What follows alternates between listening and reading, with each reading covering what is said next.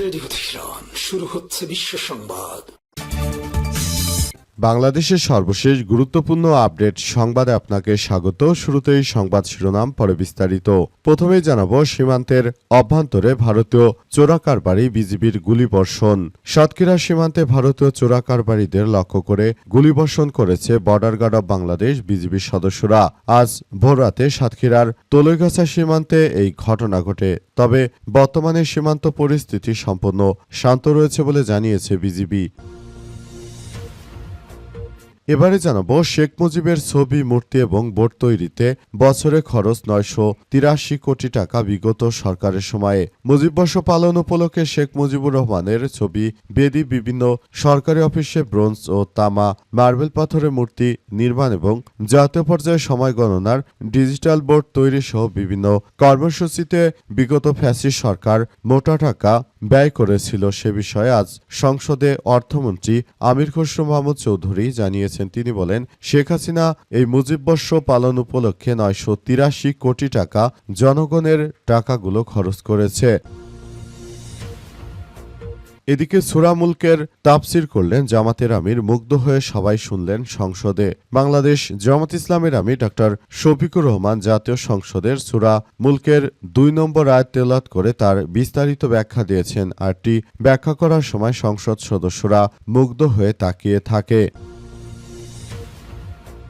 এরপর জানাবো বৃষ্টির মতোই নাহিদ এবং হাসনাতদের ত্রাণ বিতরণ। চট্টগ্রামের আনোয়ারায় বন্যা এবং জলবদ্ধতায় পানিবন্দী মানুষের মাঝে ত্রাণ বিতরণ করেছে জাতীয় নাগরিক পার্টি এনসিপির আহ্বায়ক নাহিদ ইসলাম এবং দলটির মুখ্য সংগঠক দক্ষিণাঞ্চল হাসনাত আবদুল্লাহ। এবং সর্বশেষ জানাবো টানা বর্ষণে তলিয়ে গেছে ঢাকা, পানিতে নাজেহাল নগরবাসী। কোথাও কোথাও কোমর থেকে গলা সমান পানি। রাজধানীতে যেন অঘোষিত এক বন্যা।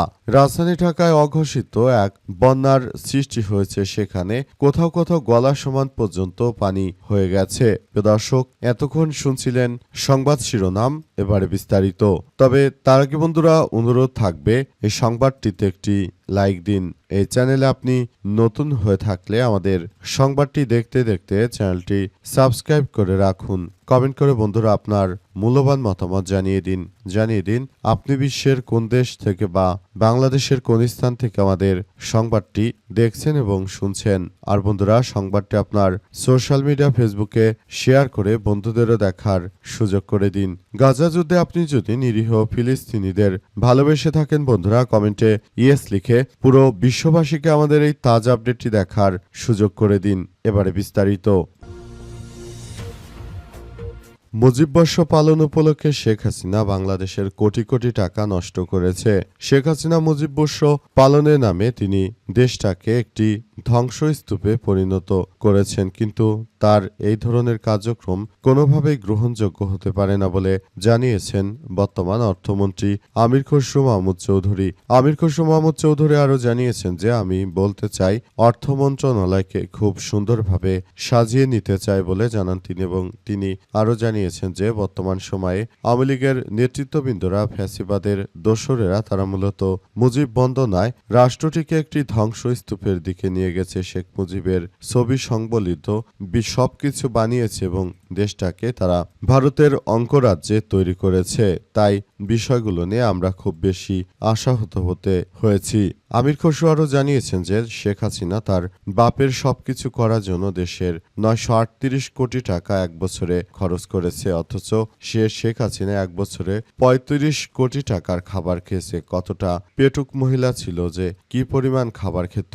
এছাড়া তিনি জানিয়েছেন যে 4% ব্যাংক সুদে নতুন উদ্যোক্তাদের 10 লক্ষ টাকা পর্যন্ত আসলে ঋণ দেওয়া হবে বলে এমন কথা জানিয়েছেন তিনি। সূরা মুলকের তাফসির করলেন জামাতের আমির, মুগ্ধ হয়ে শুনলেন সংসদ সদস্যরা। বাংলাদেশ জামাত ইসলামের আমির ডক্টর শফিকুর রহমান সংসদে পবিত্র কোরআনের সূরা মুলকের 2 নম্বর আয়াত তিলাওয়াত করে তার বিস্তারিত ব্যাখ্যা দিয়েছেন। সেটা মুগ্ধ হয়ে শুনছিল সদস্যরা। জামাতের আমির বলেন, আল্লাহ তাআলাই মহান সত্তা, যিনি মানুষের মৃত্যু এবং জীবন উপহার দিয়েছেন।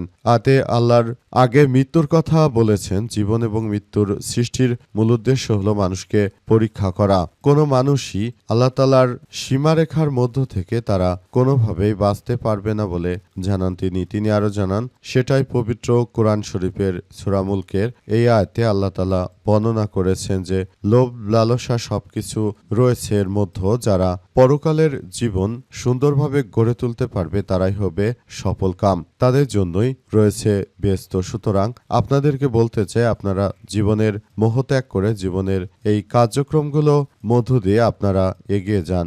যদি আপনারা এটা করতে পারেন সেক্ষেত্রে আমরা সবাই খুবই উপকৃত হতে পারবো। আরও উল্লেখ করা হয়েছে যে কোনো মূল্যে এই সমস্যাগুলোকে খুব গুরুত্ব সহকারে দেখভাল করতে হবে এবং পুরো বিষয়গুলো নিয়ে সবাইকে একসঙ্গে কাজ করা উচিত। জামাতের আমির আরও জানিয়েছেন যে আমরা বিরোধী দল হতে পারি কিন্তু আপনাদের শত্রু নয়, তাই জাতীয় সংসদে আপনাদের যেমন গুরুত্ব রয়েছে আমাদেরও গুরুত্ব রয়েছে। আমরাও রাষ্ট্র কাঠামো কিভাবে ভালোভাবে চলে, জনগণ কিভাবে দেশের প্রতি আরো ভালো দায়িত্ববোধ পালন করে সেই বিষয়গুলো সরকারকেই কার্যক্রম চালিয়ে দেখতে হবে বলে জানান তিনি এবং সে অনুযায়ী কাজ করার জন্য উদাত্ত আহ্বান জানিয়েছেন।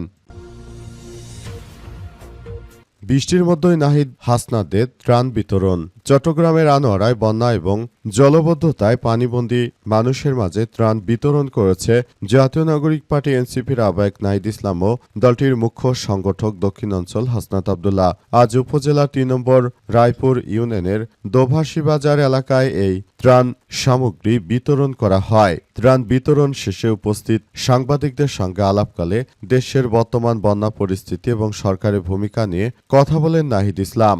দেশের মানুষের এই দুর্যোগ চলাকালীন সময় ক্ষোভ প্রকাশ করে তিনি বলেন, যে কারণেই হোক সরকার পারছে না, এখন দোষ দিয়ে লাভ নেই। মূল জিনিস হচ্ছে মানুষ কষ্ট পাচ্ছে এবং বর্তমানে এই বিষয়গুলো খুব গুরুত্ব সহকারে দেখতে হবে। এখন দোষ দিয়ে লাভ নেই, মূল জিনিস হচ্ছে সবাই কষ্ট পাচ্ছে, জনগণের কষ্ট লাঘব করার জন্য আমাদের একসঙ্গে কাজ করতে হবে বলে জানিয়েছেন নাহিদ ইসলাম এবং তিনি সবাইকে নিয়ে একটি সুন্দরভাবে ত্রাণ বিতরণ কার্যক্রম চালিয়ে যাওয়ার প্রতি উদাত্ত আহ্বান জানিয়েছেন।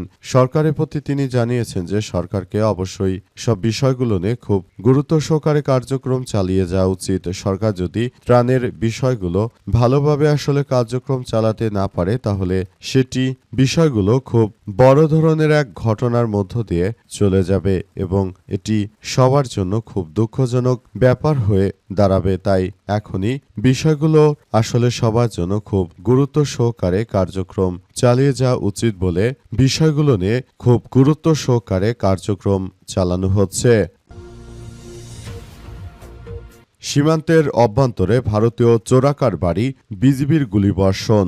সাতক্ষীরা সীমান্তে ভারতীয় চোরাকারবারিদের লক্ষ্য করে গুলি করেছে বর্ডার গার্ড অব বাংলাদেশ বিজিবির সদস্যরা। আজ রাতে সাতক্ষীরার তলইগাছা সীমান্তে এই ঘটনা ঘটে, তবে বর্তমানে সীমান্ত পরিস্থিতি সম্পূর্ণ শান্ত রয়েছে বলে জানিয়েছে বিজিবি। সাতক্ষীরা ৩৩ বিজিবির অধিনায়ক লেফটেন্যান্ট কর্নেল কাজী আশিকুর রহমান জানান যে ভোররাত 4:30টার দিকে তলইগাছা বিওপির একটি রাত্রিকালীন টহল দল সীমান্তে দায়িত্ব পালন করছিলেন। এ সময় সীমান্তের মেইন পিলার 13 সংলগ্ন বাংলাদেশের অভ্যন্তরে কিছু লোকের সন্দেহজনক কথাবার্তা শব্দ পাওয়া যায়। টহল দলটি সঙ্গে সঙ্গে সতর্ক অবস্থানে যায় এবং শূন্যরেখা বা জিরো লাইন থেকে বাংলাদেশের আনুমানিক 50 গজ অভ্যন্তরে চারাবাড়ি নামক স্থানে 2 অজ্ঞাতনামা চোরাকারবারিকে দেখতে পায় এবং তাদেরকে ফাঁকা গুলি ছড়ে বিজিবির সদস্যরা। এই ঘটনার পরই ভারতের চোরাকারবারিরা তারা ভারতের অভ্যন্তরে পালিয়ে গেছে এবং বর্তমানে বিজিবির সদস্যরা তারা পুরোপুরি সক্রিয় অবস্থানে রয়েছে এবং বিজিবির পক্ষ থেকে বলা হয়েছে যে ভারতের